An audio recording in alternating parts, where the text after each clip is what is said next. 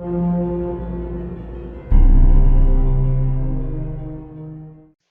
and selling items is what I love to do, and I had an act for it. So, when I was able to finish college, I decided to ask my parents to help me open up a store. Some people would call this type of store I wish to open a junk shop or even a low-end pawn shop. However, I see it as a place for unwanted or unloved items to find a new home with somebody who would enjoy them. My parents were more than happy to help me, as they were pretty well off as they made their money in the stock market and had money to burn.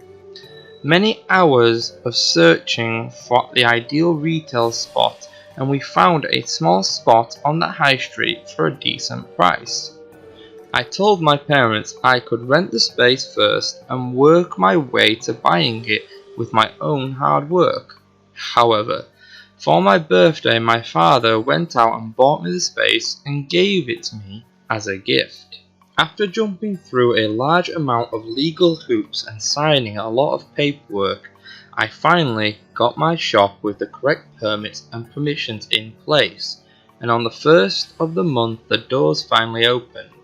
A shop that I wanted for so long was finally mine, but during that process I rang around a lot of people and businesses trying to drum up some items to display and sell. Within hours of my doors opening, my deliveries arrived and I could finally set up shop with the aid of my mother and father. It didn't take long for people to stick their very curious heads over my threshold, and with my most customer-pleasing tone, I greeted the customers, welcoming them to my new store. And with those few hours, I gained a lot of new items, some on commission, where I would sell the item for someone without actually owning the item, and some I bought myself to sell for a profit. After sorting and categorizing all the new items, I find a medium-sized, old-looking nutcracker.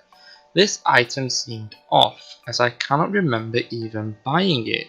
After inspecting it, I asked my mother, who was still around, and asked her did she buy it, and she just shook her head and handed it back to me. I just looked over at the nutcracker and placed it on a shelf and put a note on it to get it evaluated, as the age might make it valuable. After a few days I noticed that the nutcracker began to appear in different areas of the store, but my mind just thought that one of the customers picked it up, thought about buying it, changing their minds and placing it around the store on a random shelf. August came round quickly, and while cleaning I knocked the shelf that the nutcracker was sitting upon, and I heard a large crack, and then the splintering of wood.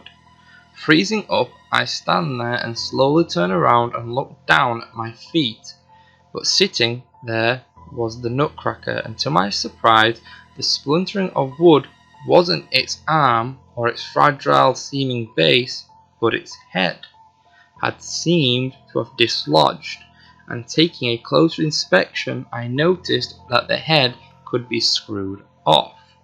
With sheer excitement, I took the new discovery to my counter and turned on a stronger light so I could get a better look, and found out that the threads of the head was covered with a glue-type substance. With this discovery, I came to the conclusion that somebody had actually sealed this closed on purpose, and to my excitement, it built more. Taking my time, I scraped and turned until the head was nearly off. All I kept thinking was one more turn, but at that moment a customer slammed their hand onto the counter and I nearly jumped out of my skin, as when I looked up, standing there was a quite angry looking woman with a bob style haircut and flaring nostrils. Once I collected myself, I placed the nutcracker under the counter and dealt with the woman in front of me. Once the woman had left, I retrieved the nutcracker and found that it had actually vanished. and no matter how long I looked, I couldn't find the oldish styled nutcracker anywhere. Days later, the woman came back and practically threw a plastic bag at me and began screeching some nonsense about an evil presence and terrible nightmares. After her crazed rant, she stormed out and vanished into the morning sun. Slowly, I looked down at the bag and opened it, only to find my nutcracker sitting there in the plastic bag. I found that impossible, but here it is. The woman must have picked it up last time she was here and must have taken it by accident. As I begin to check if there's any damage, I noticed that the head was loose and I remembered the discovery I made earlier. Slowly, I begin to turn the head once more and get it to the same point that I got it the last time, but each turn I tried to make, the head was stuck. Sighing defeated, I placed the nutcracker on the counter and turned to reach for my drink, but as I do, I knock the nutcracker over and watch it fall down and hear an audible click from the item. Looking at the item confused, I pick it back up and find out there was a wooden pin sticking from the threads of the head. As I decide to give it a slight tug, it came out of the head, and now the head could be removed. My mind raced at what could be inside this old nutcracker, but my imagination got the best of me and I began to overthink about either small little gold necklaces, or maybe a ring, or maybe a dying poem that would be hidden away inside. Slowly I turned the head, and once the head was removed, I placed it on the counter beside me and peeked inside the cavity. Peering inside the space, my heart drops as there was no gold, no riches, only a small piece of paper. Slowly fishing out the sheet, I carefully open it and realizing that this parchment that was actually laid out in front of me was not in my native language. Staring it for hours, I looked up some words on the internet and I came up with nothing. However, that just piqued my interest even more. This caused me to begin to ring up the local university and ask the professor of language for some advice, and I set up a meeting. That night I was cleaning the store, and at closing time I noticed that the nutcracker had vanished once more from the counter. Looking around, I hear a loud crash come from the storeroom, and that sent a creeping chill down my spine. Slowly, I turned towards the storeroom, broom in hand, and in my mind I was expecting to see a person rummaging through my items, looking for anything they could steal. But once I entered the storeroom and flicked the lights on, I found nobody at all. But at the back of the room was a pile of boxes that must have fallen over, and that must have caused the noise that I heard. Grumbling to myself, I began to clean up the boxes that fell, and beneath I found my nutcracker laying there under all this debris. This confused me, as how did the nutcracker get from the counter to be laying under about 5 boxes full of items for sale? Looking over at the clock, I noticed that it is later than I thought, and I am now late for the dinner with the professor. So I placed the nutcracker on the counter and left the store and made sure I locked up and dropped the shutters. The next day, my mother was in the store when I arrived. I made small talk with her, and she told me that she had sold the nutcracker to a young couple who had fell in love with it at first sight. I became annoyed and said that was a piece I wanted to investigate, as a strange anger filled my heart and all I could think about was choking the life out of my own mother.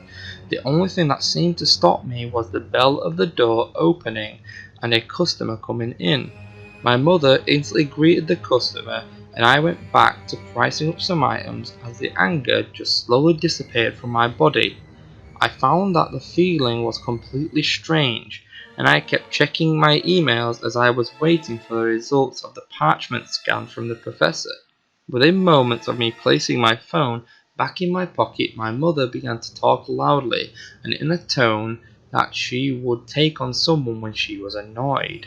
Slowly, I made it to the front of the shop and found a young man shouting and screaming at my mother. Quickly, I moved in front and told the man to back off and asked him what was going on.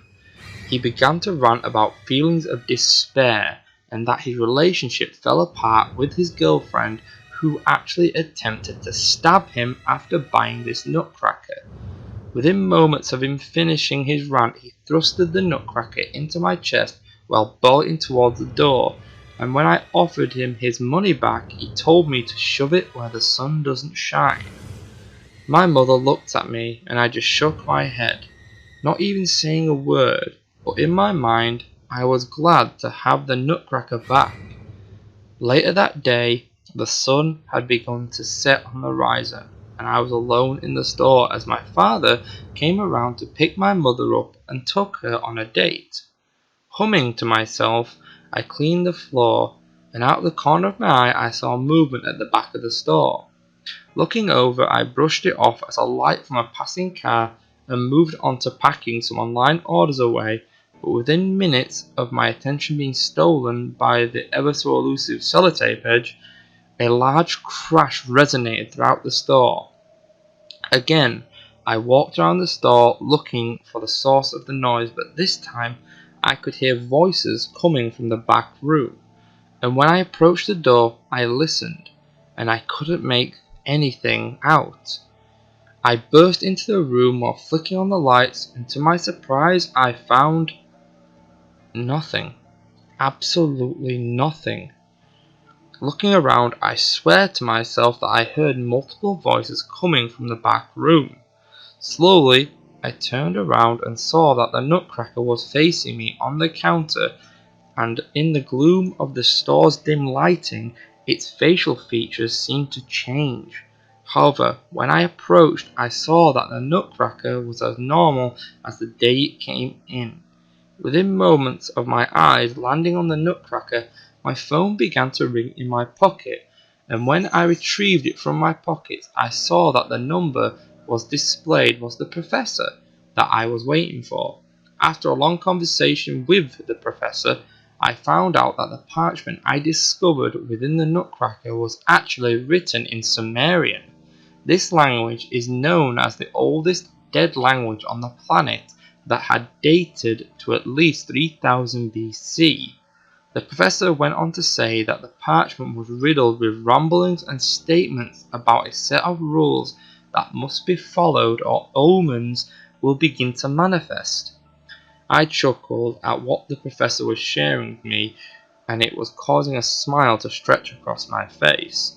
Slowly, he began to tell me the rules that he had deciphered, and some of them were pretty unreal. For example, one of the rules states that the parchment was entombed in the object that you wish to attain. You must always show respect to the object, or ill feeling will flood the space. My heart began to drop as my mind flashes back to the woman who said it gave off an evil feeling. But before I could say anything, the professor continued as the second rule was never physically harm the object or harm shall land upon you. That made my stomach churn as a young man who told me that his girlfriend attacked him with a knife and my mother sold them the nutcracker. With the pause of the professor, I asked him, is there any other rules or was it just the two you described? And once my question rang out, he sighed and said yes, there is one more, and the scripture though is badly damaged with damp and the process of time. The professor then asked if he could carry on examining the parchment, and I agreed as my head began to feel heavy as I slowly turned and looked towards the nutcracker and chuckled at it and shook my head. The next day I saw that the nutcracker had moved once more, and I shrugged it off, but later in the day I began to hear multiple voices again, but this time it was in the main room.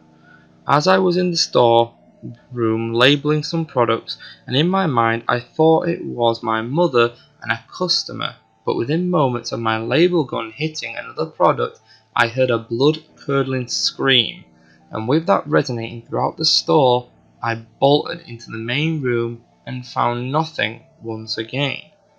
I became annoyed, and in frustration I shouted out, "What the hell do you want?" And with that, I felt like I was going crazy, as in the corner of my eye I saw a large shadow move across the wall and vanish behind a bookcase. I felt my hold on sanity slipping away, as this wasn't the first time I saw movement in the corner of my eye, and voices that bounced across rooms with no body to have caused them. I told my parents, and they took me to a nearby hospital to see a mental health doctor. And once I told them everything, they gave me some medication but told me in a stern voice if it gets worse, I would be taken in and kept in for observations. I took a few days off, and my mother went out and found a manager for the store, as she said stress can be a killer and I shouldn't overwork myself so much.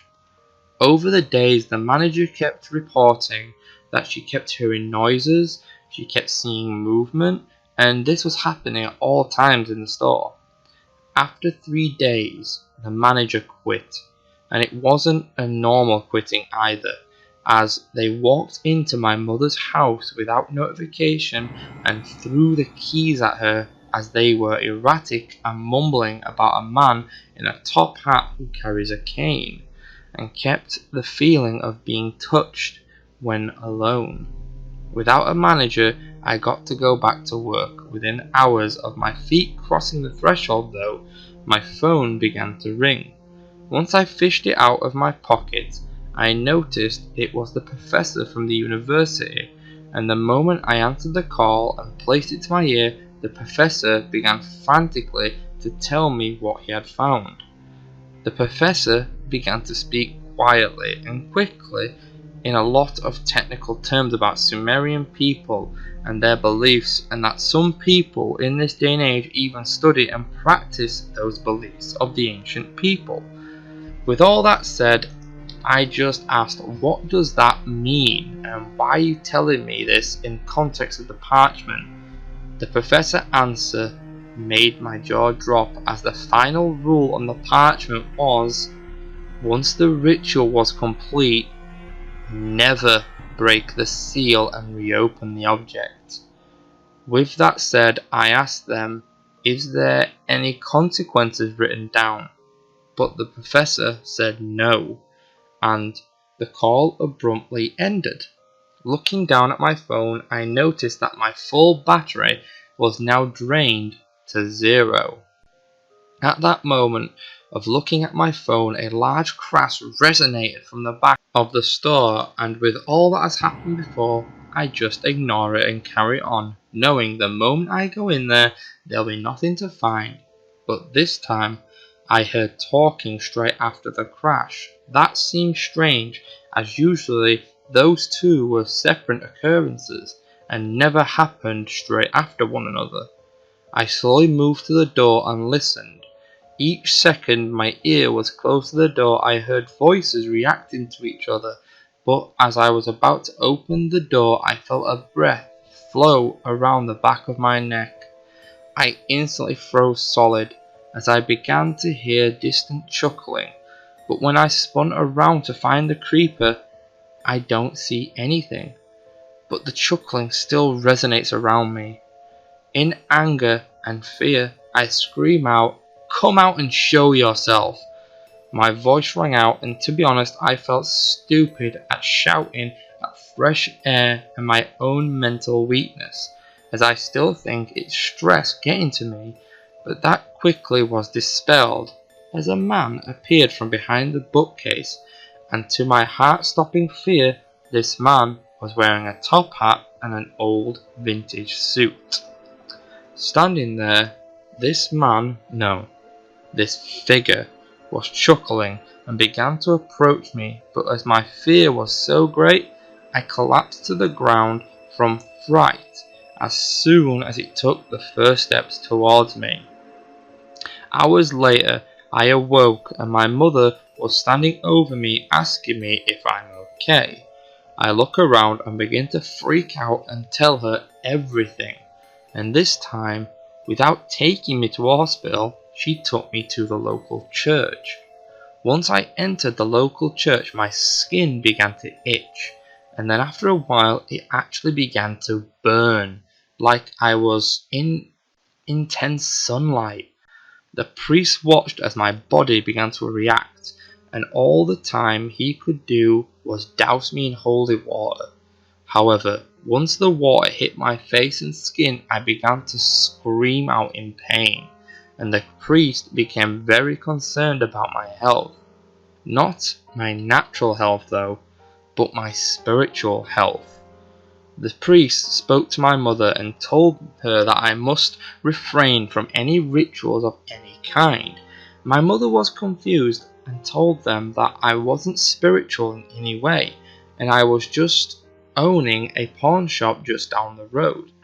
The priest began to question me about items that came into my store, and I told him weakly what I could.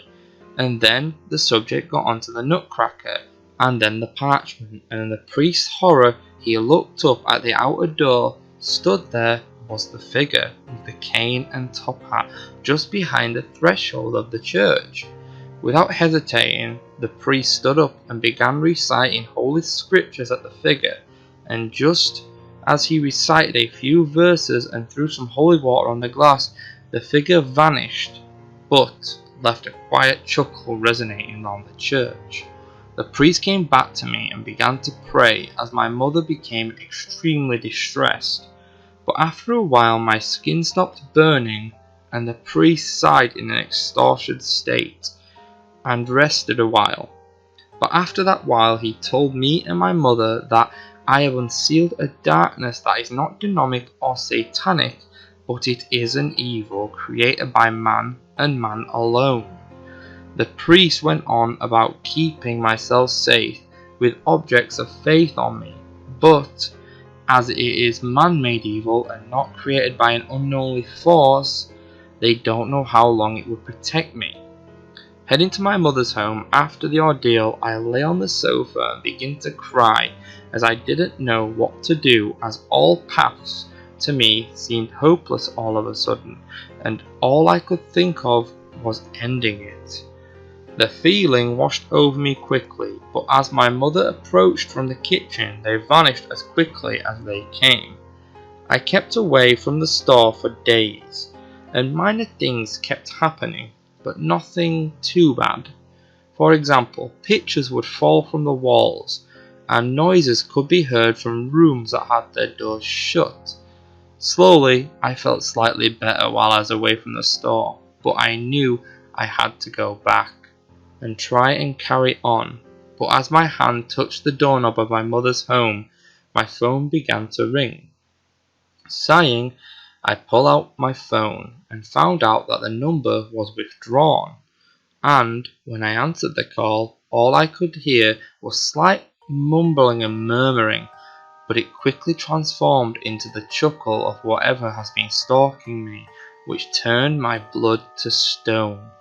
I dropped my phone to the ground and began to cry, and that crying turned into wailing. As I was laying on the ground, my mother burst into the room and began to cradle me. Hours later, I was back at the church, and to my surprise, the priest had organized the archdeacon to be there, and the archdeacon secretly asked my father to bring the nutcracker with him to the church, as he was going to exorcise the item and try and destroy the entity that dwelled within. Many hours of different rites and passages from the Bible, the priest and the archdeacon sat there and began to rest, as they looked at me and then looked at the nutcracker and smiled and told me that it was over, and told me that the entity was gone and I was free from its influence. With that said, I began to walk over to the fountain that was filled with holy water, and hesitantly dipped my finger into the water and found nothing happened. A feeling of relief and happiness washed over me, and all I could do was now get on with my life. Months later, I was in the store, and I even took on a few new workers, and it's been great. Money's been flooding in, and items I got to see were amazing. But one night I was closing up and I pulled down the shutters, and all in my ear I could hear was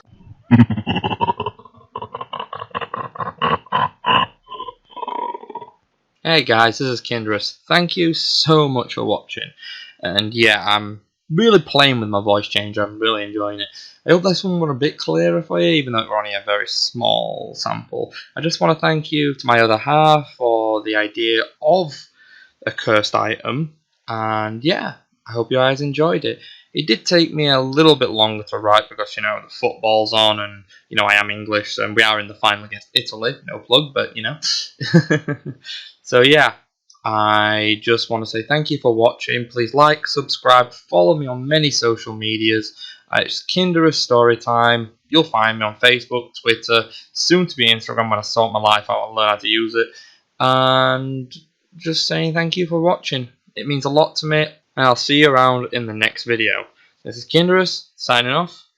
I'll see you next.